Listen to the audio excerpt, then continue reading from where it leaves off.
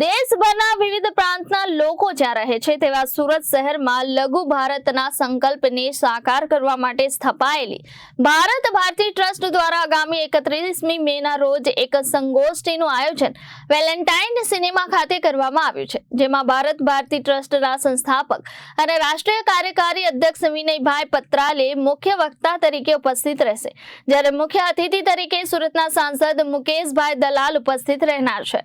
આ સંગોષ્ઠીનો વિષય ભારત ભારતીનો ઉદ્ગમ અને વિકાસ રાખવામાં આવ્યો છે।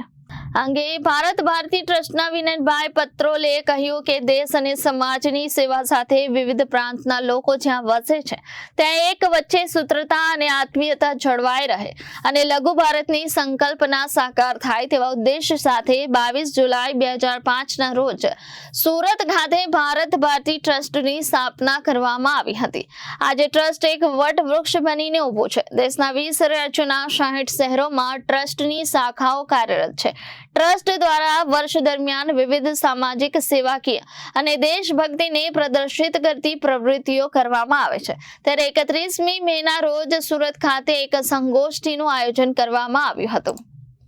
વિવિધ સામાજિક આગેવાનો, અગ્રણીઓ, અહીં ડાઇંગ મિલ, ડાયમંડ, ટેક્સટાઇલના બધા વેપારીઓ, બિલ્ડરો એ બધાને અમે એકત્રિત કર્યા છે, જેને સુરતનું બુદ્ધિધન અને આર્થિક તાકાત કહેવાય એવા લોકોની સામે આ સંકલ્પના જે સુરતથી પ્રારંભ થઈ અને આખા દેશમાં પહોંચવા જઈ રહી છે, એ સંકલ્પનાના આ બધા લોકોનો સાથ સહકાર મળે એ દૃષ્ટિથી એ બધાને એકત્રિત અહીં કરવાના છે।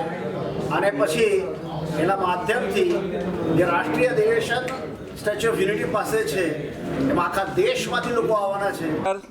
मैं भरत भाई शाह, उपाध्यक्ष भारत भारती ट्रस्ट।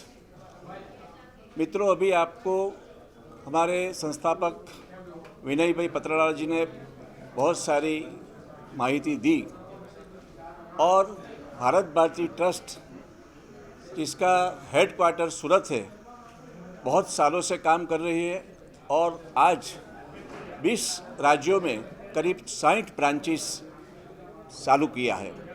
हमारी योजना सिर्फ सीमित इतना नहीं करना है।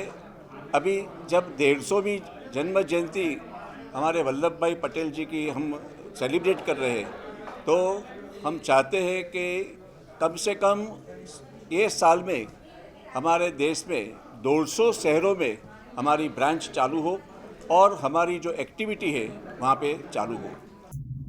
रिपोर्टर अरविंद राठौड़, जनादेश न्यूज़, सूरत।